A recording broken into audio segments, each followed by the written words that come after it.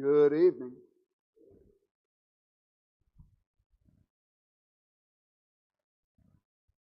Colton, if I'd known you were staying up there, I'd have sent a PowerPoint up there. You have it? I sent one on, thank you. I put one in Dropbox, but I have one on a thumb drive, so thank you for doing that. I appreciate it. Perfect. Thank you. Isn't it great? You know, I was talking about all the different works on Sunday evening in the sermon, and when there's a congregation that's active and has a lot of things going on, you miss some. And one of the big ones is these fellows who get up there and do the sound and the live stream and take care of the computer for the slideshow, so that people can see some of the things that are up there to kind of keep everybody's mind together. That's a big work. And if any of you have ever thought, maybe I can do that, your help would be greatly appreciated. And if you thought, oh, I don't think I can do that, they can train you. I think we've got some folks up there who before they started would not have said they are necessarily a computer guru or genius, but they'll teach you the system, they'll teach you what to do, and you can do that. And we appreciate everybody who does it, but I know they can always use some help up there. If you are looking for something that you might be able to do, that would certainly be something that helps things to go very smoothly. We are continuing with our study of Teach Them. We are talking about things that we want to teach our young people, that we want to encourage children and grandchildren and the young people of the congregation in their life. And there are several things we have studied already, and you may have noticed, and I brought it out, that there's a lot of overlap, that there are things here when we talk about morality and we talk about decisions. Tonight we're talking about friendship. There are a lot of things that sort of dovetail there and come together. And so there is a little bit of repetition, but all of these are vital areas for our young people. And so tonight we're teaching them about friendship, specifically developing good friendships. Now when we talk about friendship, what do we mean? What is a friend? A companion? Somebody you can count on. So when we say companion, and I know what you mean by that, you're not just saying, okay, I'm walking down the road and somebody else is walking in the same direction, and we trade names and we're companions while we're walking, then we each go our separate. That's not the same thing. But when you say companion, you mean the same thing. That there's been a development, a closeness, that we've come to know this person and we can count on this person, Chuck says. What else? What does it mean to be a friend? Or what is a friend? What is it? Okay, somebody who has your back when you need help. They're there for you, absolutely. So when we talk about friendship, it's a relationship between individuals that learn to know each other, to help each other, and there are a lot of other elements. Some friendships have a lot of maybe banter that goes back and forth. Some others, they're not wired that way, and they do things differently. And don't expect somebody else's friendships to look the same as your friendships. It was something somebody said recently, that because we're all wired differently, that we shouldn't expect that, well, just because, and it always seems to come down to this. You see two women who are friends, if there is one of them who has a problem, they might meet for lunch and eat lunch and have dessert and sip tea, and 4 hours later they're finishing their discussion. And very often two men can meet and have a very serious and deep and profound discussion for them and be done in 15 minutes. And it's not that there's something wrong with them, it's that we're different. Now in this case, the wiring between men and women is certainly different, and we recognize that. But don't expect everybody else's friendships to match our own. Sometimes a wife will say to her husband, oh, you don't have any friends because you don't go out and spend hours talking with them. No, they go out and they spend hours playing golf or watching a ball game or whatever it is, and they'll say something once in a while, and emotionally we connect differently. And that's all there is to it. And so there are a lot of ways that we see friendship, and yet we all are going to have friends. Even people who consider themselves to be a loner or whatever name we want to put on it, an introvert, they need people as well. Everybody needs to have friends. And we want to talk about what we can do to help our young people to have good friendships. We're going to start with the importance of developing good friendships. Before I get started, I have these slips of paper. Who will help me distribute these so somebody will have them? If you'd be willing to read, take one of these slips of paper. Thank you. I got started in the introduction and didn't do that. But we're going to talk about the importance of this, and the importance of developing good friendships is that for our young people, they will become companions. That's the word that Janice used, spending time together. Companions. In Psalm 119 and verse 63, the psalmist says, I am a companion of all who fear you and of those who keep your precepts. Now, this kind of takes us outside of the idea of saying, well, it's just somebody you happen to be around sometimes. There are people that you're going to see at work. There are going to be people in the community that you might see. You might be around for even hours at a time, but they never become your friend. But here in Psalm 119 and verse 63, the psalmist says, I'm a companion of whom? Who? Those who fear God. What does that mean for us? When it comes to our friendships, what does it mean?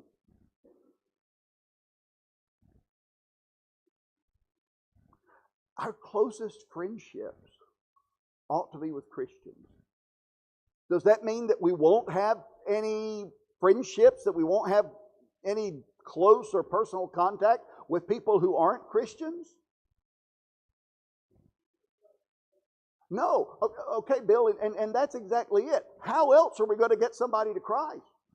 The first way that someone is willing to come to Christ in most cases is they know somebody who is a Christian who has kind of helped them along, and when that crisis comes in their life, they look to this person, they say, okay, I've seen you handle things, I want that, how do I get there? So we do have friendships. We do get to know people. We draw close to them. But our closest friends, the ones to whom we go for our advice, the ones to whom we can really pour out our heart, should be God's people. And there are a lot of reasons for that. Number one, the advice that we get from them ought to be advice that's going to carry us closer to our Lord. Number two, the very idea that we're going to pour out our heart to someone outside of Christ, that's going to end up getting in the way of trying to bring them to Christ one day, because it creates a sort of an inequality, what Paul wrote about in 2 Corinthians chapter 6, being unequally yoked with someone who isn't a Christian. They don't have the basis in their life to help us to carry that load. We need to have our closest friends as Christians. When we start to develop these friendships, not only will we have companions spending time together, but we will have a zone of peace. And that was just the best way I could think to put it on the outline. Who has James chapter 3, 13 through 17? Go on and read that, please.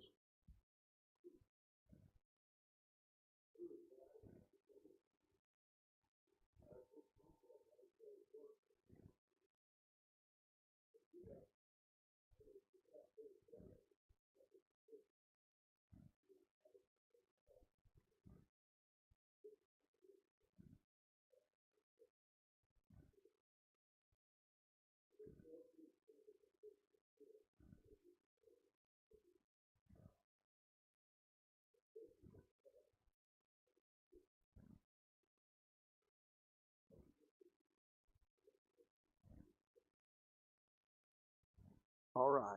So here you've got James. He's writing to Christians. Who is wise and understanding among you? But look at verse 14. If you have bitter envy and self-seeking in your hearts, Do not boast and lie against the truth. It's not from above. It's earthly, sensual, demonic. Verse 16, where envy and strife or self-seeking exist, what is there? What is it? Disorder, absolutely. Confusion. When it comes to having a good friend, we want faithful Christians. Now listen, everybody's life gets messy somewhere along the way. There are just things that happen.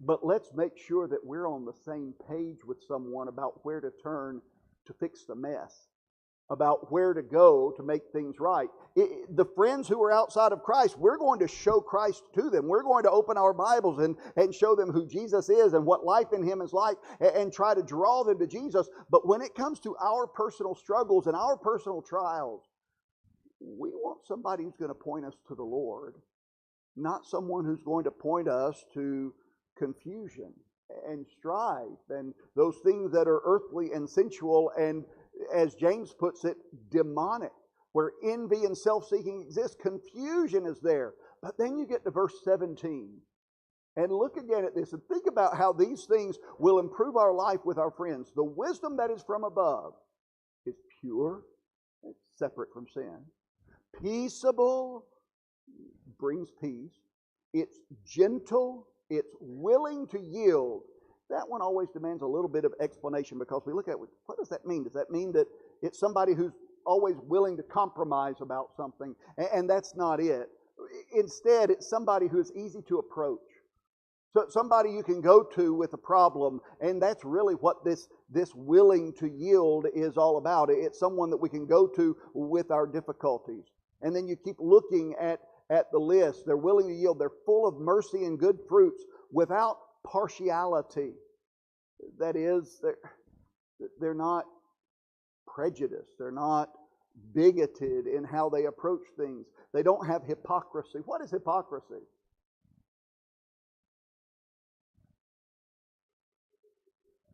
That's one of the best ways I know to put it. Saying one thing and doing another. And when we're talking about our life as a whole, and we're thinking about what hypocrisy is, the original language, the word for a hypocrite was the same word as an actor on the stage. And it's not saying anything bad about an actor on the stage. It's just saying we don't live our real life that way. The actor is playing a role. It's not who they really are. And we can't have that in our life and try to present ourselves as something we're not. We need to truly be what the Lord would want us to be. And so we need this zone of peace. And so our children need to be able to grow up and have guidance from parents. Yes, I know it's hard, parents, when they start choosing their friends, for us to step in and try to guide that. And I recommend doing it as gently as possible. If we just come in as parents and we say, no, I forbid you to be friends with that person, it's a good way to get them to spend time with that person. But to try to put them in circumstances where they're around some other people, I don't know. Wednesday evening Bible study is a really good start. To be around God's people, to be around others who are trying to follow Christ, it's going to help them to have those friends who will bring peace in their life. Number 3, if our children are going to develop good friendships, they'll be able to help each other spiritually. We've looked before at Galatians chapter 6, verses 1 and 2, where Paul says, brethren, if a man is overtaken in any trespass, you who are spiritual, restore such a one in the spirit of gentleness, considering yourself, lest you also are tempted. Verse 2, I think we especially like, bear one another's burdens, and so fulfill the law of Christ. Is anybody in here perfect? No. Sometimes we need help. Sometimes we get off track. And it's good to have that friend who will help set us straight. We'll look more at that in just a moment. We will look at developing those friendships. But I just want that concept to be there. I know that right now we see a world in which if you say to anybody you're wrong, they get mad. That seems to be the one sin that the world is willing to hang on to and still call a sin. They say you can't tell somebody they're wrong, but sometimes we need that. If we are wrong, if we have done wrong, if we are going in the wrong direction, to have someone, Paul uses the word restore such a one. And that word restore is a powerful word. It meant to mend. It was even used of fusing broken bones. And so he's using a word that has to do with taking something that has been broken and pulling it back together. Well, if someone has begun to wander, they've been overcome by some wrongdoing or sin, they need to have their relationship with God fixed. Our young people need friends who will help them do that and who will help bear their burdens. But not only will we help each other spiritually, we will enjoy fellowship in the gospel. I talked about this on Sunday evening in our sermon, where Paul, writing to those Christians at Philippi, is thankful for their fellowship in the gospel. And what that fellowship was, that Paul had been there, he knew them, he loved them, they loved him, they supported him in his work. When you get to the end of Philippians, in Philippians chapter 4, beginning with verse 10 and going forward, Paul is saying to the Christians at Philippi, you sent once and again to my necessity. You showed your care for me over and over again. And he said, in that we have a fellowship in the gospel. Our children are part of the mission of the church. And not just in the sense that we want them to grow up in the Lord, although certainly we do. Not just in the sense that we want them to remain faithful when they've left home, although certainly we do. But we want them active and involved, and in fact they are active and involved in the work of the church now. We have young people who go to school and talk to their friends and try to do their best to give good counsel, to try to help them along the way. And we want to help them and support them and to make sure they have some friends that they can go to with whom they have a fellowship in the gospel.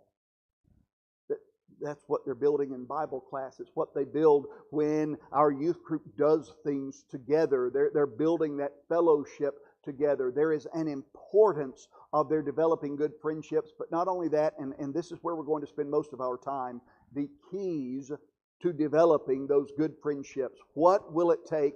What do we do to help our children to develop good friendships, the ones that help lead them to heaven? Number one, we need to teach our children to be unselfish in their friendships. Why is it important to be unselfish in friendship?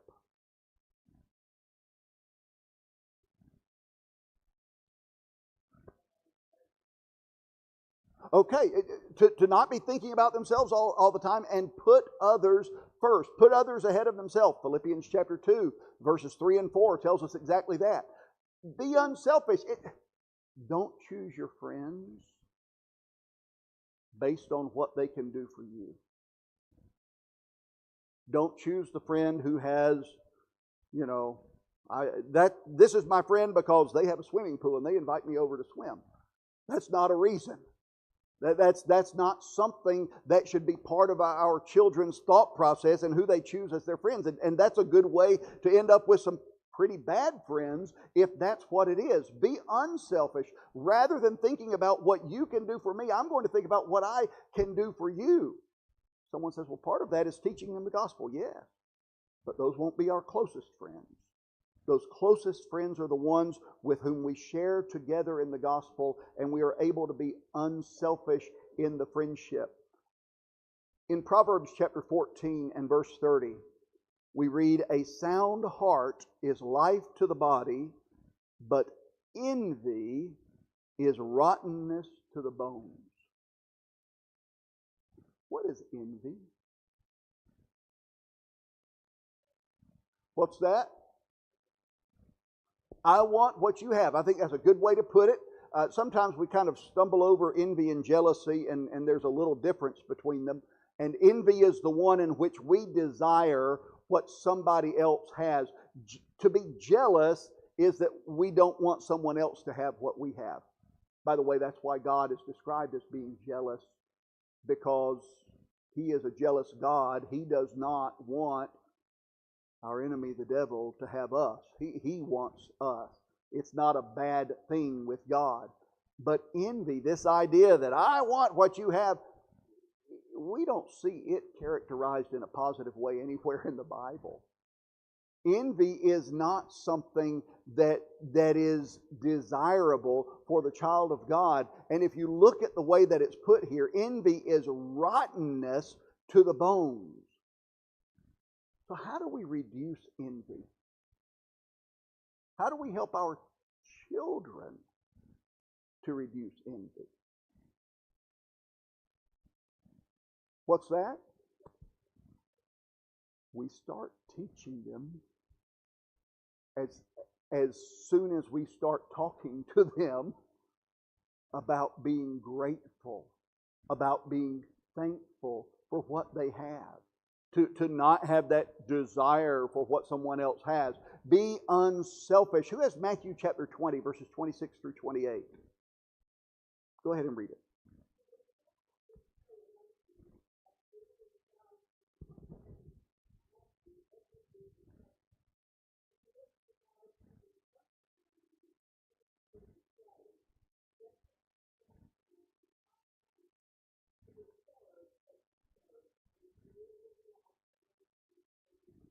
Okay. That's the heart of unselfishness. That we are not looking to be served, but to serve. That we are looking to do good for others. If we want our children to develop good friendships, teach them to be unselfish. Number two, teach them to be harmonious. What is harmony? Together, peace. Anything else? Okay, the bringing of different parts together. Okay, so harmony is the idea of, well, frankly, it gets us to unity. Listen to a couple of passages from Proverbs. I'm going to start in Proverbs 16:27. And think about these connected to what we just had talked about with harmony. An ungodly man digs up evil, and it is on his lips like a burning fire. Proverbs 16:27. Proverbs 17, verse 14. The beginning of strife is like releasing water. Therefore, stop contention before a quarrel starts. Proverbs 20, verse 3. It is honorable for a man to stop striving, since any fool can start a quarrel. Proverbs 26, verses 20 through 22. Where there is no wood, the fire goes out. And where there is no talebearer, strife ceases. As charcoal is to burning coals and wood to fire, so is a contentious man to kindle strife. The words of a talebearer are like tasty trifles, and they go down into the inmost body. Now you think about those words that we see there in the book of Proverbs. What is that about? I mean, all of those things that I just read, how would you characterize that? What are those passages about?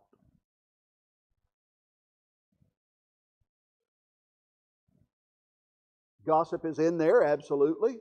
What else?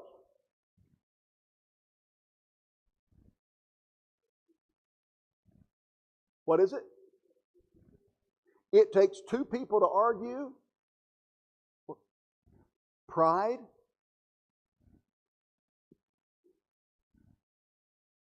Have you ever known somebody who is always looking for an argument? To go in the direction of what Sam just said, it takes two people to argue. It doesn't matter what the topic is. It doesn't matter what is said, what is done. They're going to have a problem. How do you deal with a person like that? How is it? Well, sometimes you have to. If possible, in fact, I recommend it. Just get some distance. If all they're going to do is argue, if all they're going to do is fuss, if every proposed solution just gets their anger heated up a little bit more, forget about it. Get away before it gets worse. And if you look at that language, the beginning of strife is like releasing water. Therefore, stop contention before a quarrel starts. Well, if they're just going to get upset about everything, if I'm going to stop this contention, okay, and move on. And sometimes we have to do that. Sometimes we have to make that choice, and we need to teach our children, when it comes to choosing your friends, don't have that friend who is always looking for an argument, because there will not be a moment of peace. Teach them, don't be that friend who is always looking for an argument. And it works both ways, and as Sam said, it takes two to argue. To let our children know, you realize if you keep getting in a screaming match, you're part of it.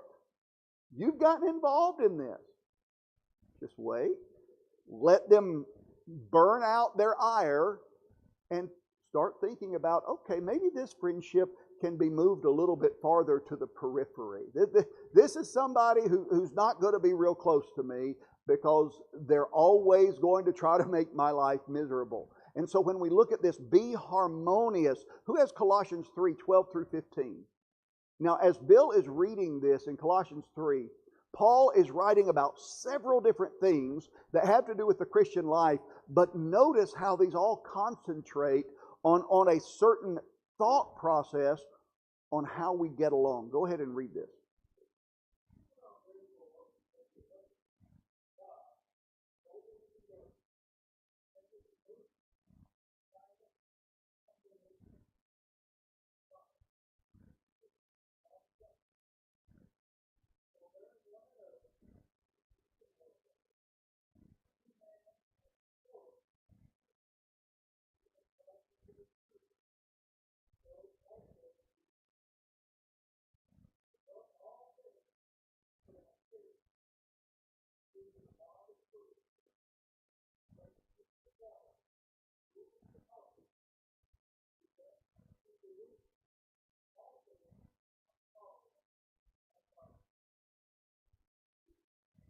Now, Paul here is obviously writing about Christians and their relationship with other Christians.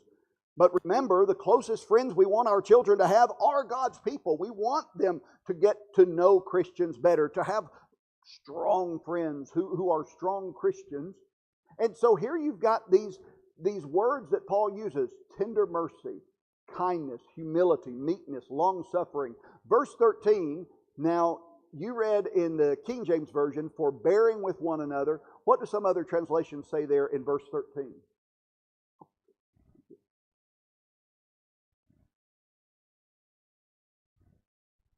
We don't use the word forbearing a lot. The New King James is on the screen. What does it say? Bearing with. And I think that's something a little closer to the way we speak. I like forbearing. It's really a very descriptive word, and it's a shame that it's kind of fallen out of use. But this idea of bearing with one another, it means the other person's not always going to do what we want them to do. How many people in this room are married? How many people in this room have a spouse who always does exactly the way you wanted them to do? If Christy were here, her hand would have gone down faster than mine. I'm going to say that. The reality is, bearing with requires some disagreements. And if our children are going to grow up to have good friendships, they need to grow up learning how to handle those disagreements without becoming disagreeable. How to contend without being contentious. We used to hear a lot more about contending for the faith, and for some reason that became something people didn't want to talk about, even though it's a biblical concept and one that's necessary for God's people. You can contend for the faith without being a contentious person. Faithful Christians have done it for generations, and we should be thankful for that. We can be harmonious. Look for ways to build that friendship so that they can handle the ups and downs and the disagreements. Number 3, If you want to develop a good friendship, if we want our children to, then be trustworthy. Proverbs 17, verse 9. He who covers a transgression seeks love, but he who repeats a matter separates friends. What's that about? Proverbs 17, verse 9. He who repeats a matter separates friends. Okay, breaking a trust, absolutely. Proverbs 20, verse 19. He who goes about as a talebearer reveals secrets. Therefore, do not associate with one who flatters with his lips. What's a talebearer? Gossip. A big mouth. This is the person who goes around telling everything they know, whether it ought to be told or not. And the end of it, don't associate with one who flatters with his lips. What that is one of the biggest motivations behind gossip and talebearing and repeating a matter is they're trying to flatter another person by telling them something that's sort of secretive. And that's the picture here. The person is flattering with their lips by telling whatever it is. It may be true, it may be false, it can still be gossip. Proverbs 26, verse 28. A lying tongue hates those who are crushed by it, and a flattering mouth works ruin. Now, I included that verse because it flips the script a little bit. And it's something I want us to think about. A lying tongue hates who?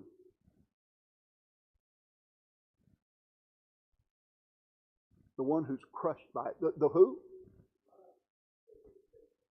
The victim. I'm okay with that. Absolutely.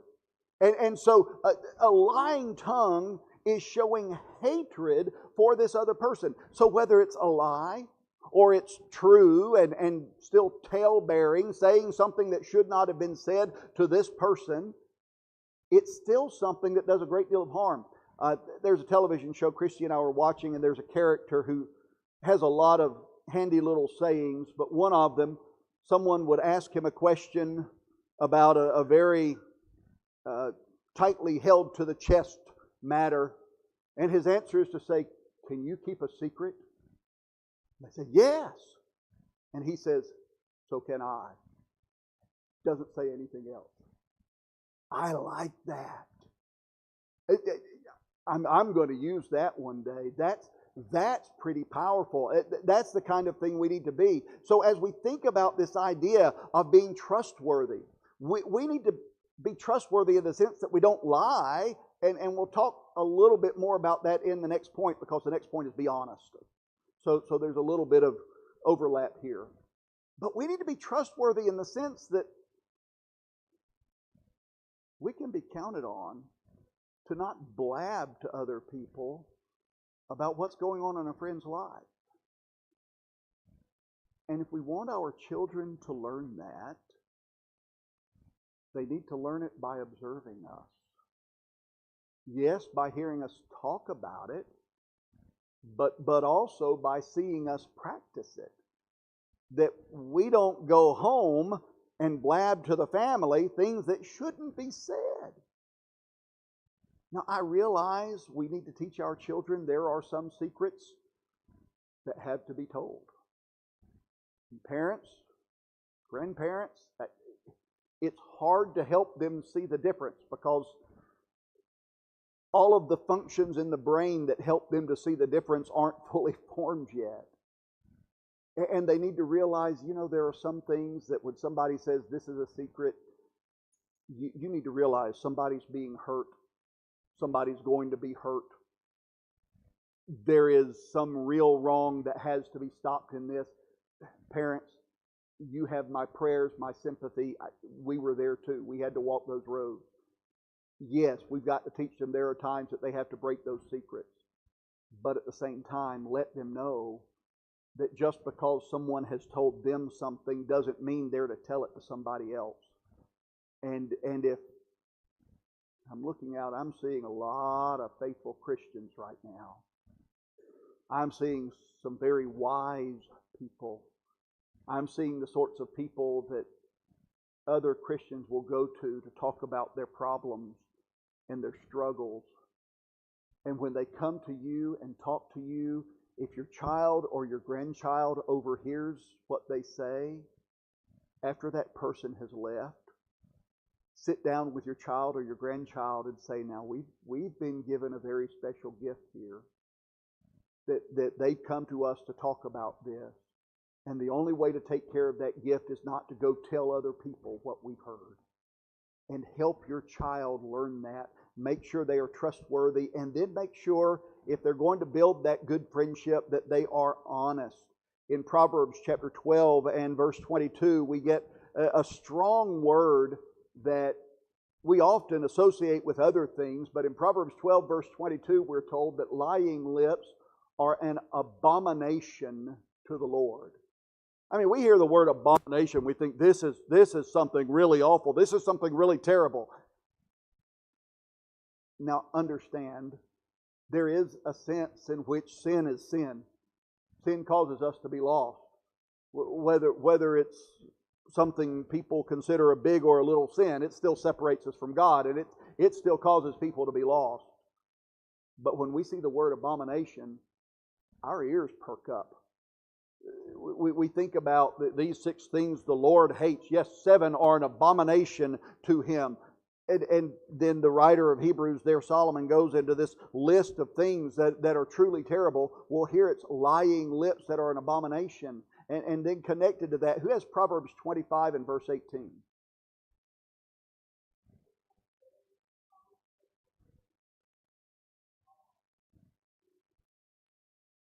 Okay. A man who bears false witness against his neighbor is what? A maul. Some other translations use the word club, a sword, and a sharp. That's harm. What does it mean to bear false witness?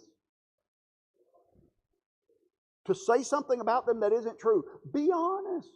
You do harm. You hurt people when you lie about them. Even if it makes us feel good, even if it puffs us up. Number 5, if we're going to talk about the things that will help us and help our children to build friendships, be encouraging.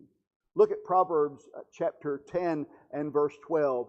Hatred stirs up strife, but love covers all sins. Pause a minute. That thought is quoted in the New Testament, and I'm afraid sometimes people misunderstand it. When the Bible says that love covers all sin, does that mean that if we love somebody, then we're just going to turn a blind eye to sin? Oh, we're not going to go talk about it, absolutely. We're not going to turn a blind eye to it. Because quite frankly, if we love somebody, sin separates them from God. I want them out of that sin. I want them to come to Christ and be forgiven by His blood. Or if it's a Christian who's become unfaithful, I want them to come home. And I can't just say, that's not a big deal. Because in God's eyes it is. That's not what that is. Love covers sin is the idea that because we love this person, we're going to, taking the phrase Jesus used, go the extra mile in trying to bring them home and trying to get them to the Lord because they matter so very much. And that's what it is. Don't get the wrong idea about that idea. Proverbs 10 verse 17, he who keeps instruction is in the way of life, but he who refuses correction goes astray. We need to be encouraging. Who has Proverbs 27 verse 6?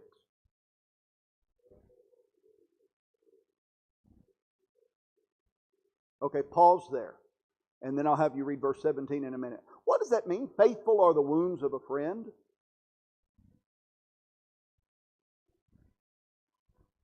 What's that? That they'll show us what needs to be corrected. What else?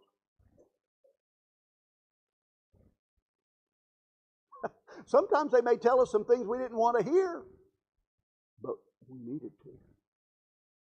And our friends know that. They know who we are. And so faithful are the wounds of a friend. There are people in my life who, if they come to me and say, I'm seeing a problem here. Yeah, it's not comfortable. I wouldn't want it. But I know who those people are. And if they're coming to me saying there's a problem, I'd better pay attention. Because these are friends and they have my best interests at heart. And so there is something there worth looking at. Now verse 17, Jerry.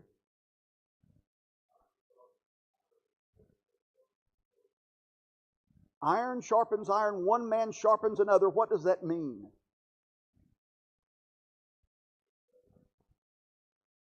Okay. We make each other better.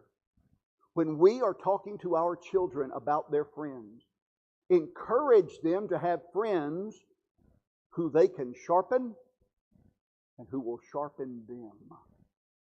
Help them to grow in the Lord. So, okay, we've gone through that very quickly. Number 3, some challenges in developing good friendships in the couple of minutes that we have left here. First, there is the challenge of bad influence. Proverbs 22, 24, and 25. What does that say? Somebody has that reading.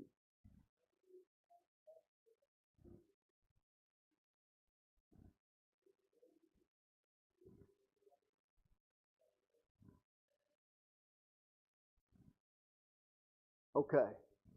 Make no friendship with what kind of man? With an angry man, and with a furious man, what does he say? Oh, thank you. Do not go. I never remember to advance that in Bible class, so well done up there. Thank you, Colton. So as we look to this, we see this need to evaluate the ones who we call our friends. Anger is singled out here. Anger isn't the only sin that would say, you need to back off. I've had the second bell already. I'll give somebody the final word with that last reading in a moment.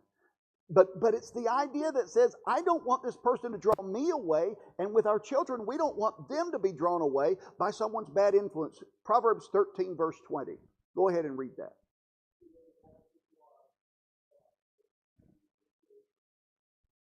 Okay. Whoever walks with wise men will be wise. The companion of fools will be destroyed or will come to harm. Help our children realize the challenge of a bad influence. The next 2 points here are challenges. Parents, grandparents, talk about these things with your kids. The challenge of sinful speech and what can happen. What are the things that are said? How are they said? And the challenge of the cost of friendship. Look through that and study it. And see if that's something you might want to sit down with your child or your grandchild and talk about, the cost of friendship. Because being a friend is costly. And there are several ways that it costs us. And that's the sort of thing that I wish I had seen when I was young. But as I studied this through, I started to put that together. And there are some interesting points there. Thank you all for your attention and your attendance. And class is dismissed.